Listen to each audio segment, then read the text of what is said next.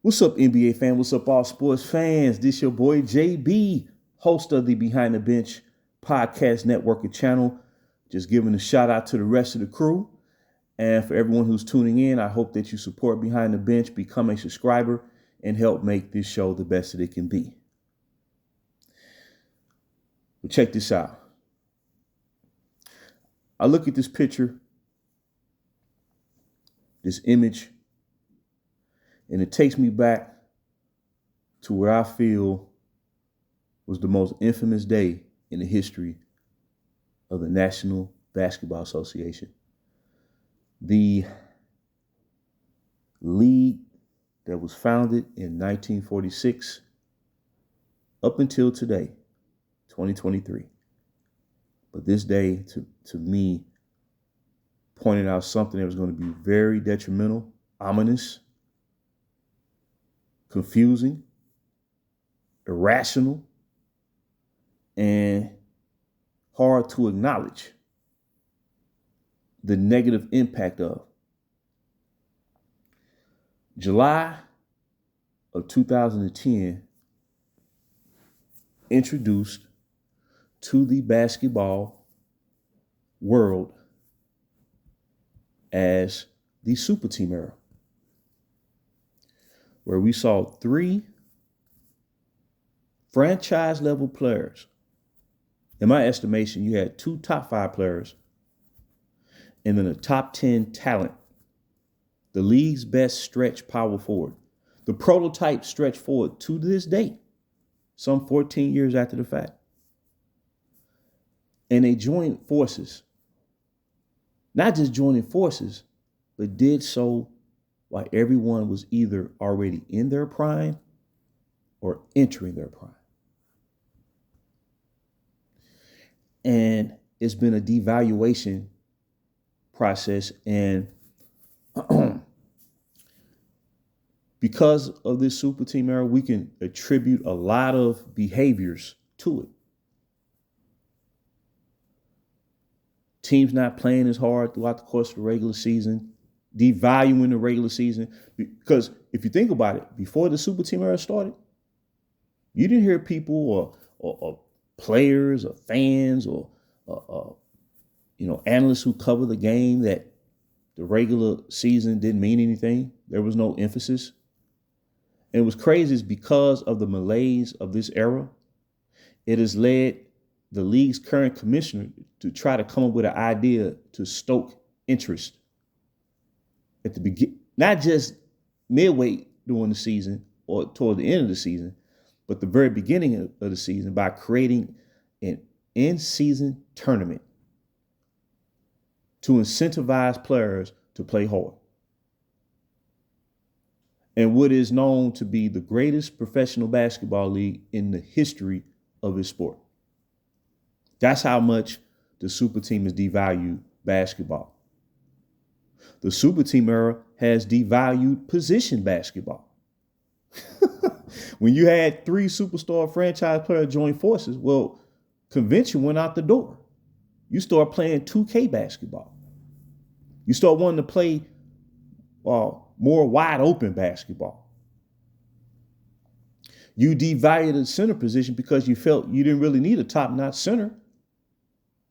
So centers became devalued and was turned into bigs, a la rim protectors. See, this has been very bad. Positionless basketball right now has a team like the Los Angeles Clippers, after trading for James Harden, believing they can take a 6'9" Paul George, who's a small forward, and play him at the power forward position, and he's getting abused out there, facing real bona fide power forwards. That's what the super team era has done. It's devalued coaching. Because think about it. If you take 3 prime superstars, franchise level players, and you join forces, well, in your mind, you're going to start saying to yourself, we don't need great coaching. We can win off our talent alone. And therefore, we've seen a situation where coaches who had no business being fired get in the can.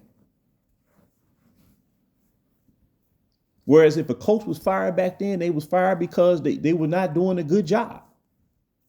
Because of the super team era, we've seen a situation where a head coach in Cleveland was fired when his team was sitting atop the Eastern Conference with the best record, 30-11, and he was fired. And it drew so much ire that head coaches around the league spoke in protest of him getting fired. The super team era has devalued building up the young talent who you've drafted to your team. And instead, you take that young talent and you use him as an asset to flip around and bring in more established veteran superstars. Because of this super team era that started in 2010, it's devalued draft picks in of itself. We've seen teams over the past 3-4 years mortgage away 7 years worth of draft picks to bolster a win now scenario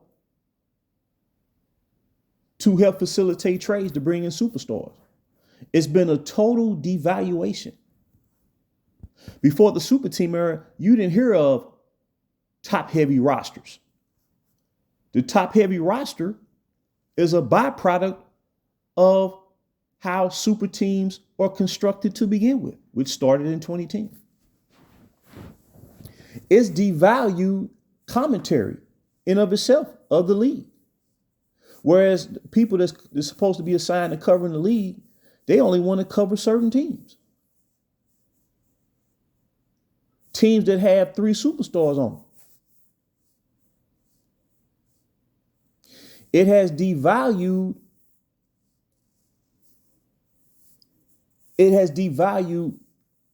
being able to truly analyze what you're watching out there. See, they never thought, because see, this never should have been allowed to begin with. They never thought that this super team era would break down the essence of basketball the way it has. But when you think short-sighted, and when you allow something to happen to try to bolster one individual to help propel them to the top and taking a shortcut, this is what happens. Scouting over time became devalued. If you gut out your whole franchise of drafted players to bring in superstars, truth be told, what's the need for scouting? That's why I said I think it's horrific. But the good thing is now that many organizations, particularly small market teams, have really studied the landscape and now understand the detriment and the overall negative impact of trying to not only go win now mode, because usually if you go win now mode, you're trying to build a super team. That's what it comes down to. And then terminologies and catchphrases to rationalize the whole process was born into the conscience of basketball fans, such as player empowerment. The whole concept is bogus because player empowerment and what it's supposed to entail is never benefited all 450 players in the league. It's only benefited those superstars who left their previous team to stack the deck and build super squads. It's also distorted history because now fans of today, to rationalize what's been going on since 2010, have been led to believe that the NBA has always had super teams. That hasn't been the case. And you know why? Because knowing that the super team started in 2010, the pundits are now trying to convince us that that team down in Miami in 2010 through 2014 was not a super team when it was promoted, built, marketed, and pushed as a super team. And not only as a super team, but the league's first ever super team. And it's been chaos ever since. And I'm going to be talking more about this down the line. So this is just a preview. And until next time, this is JB for BTB Behind the Bench.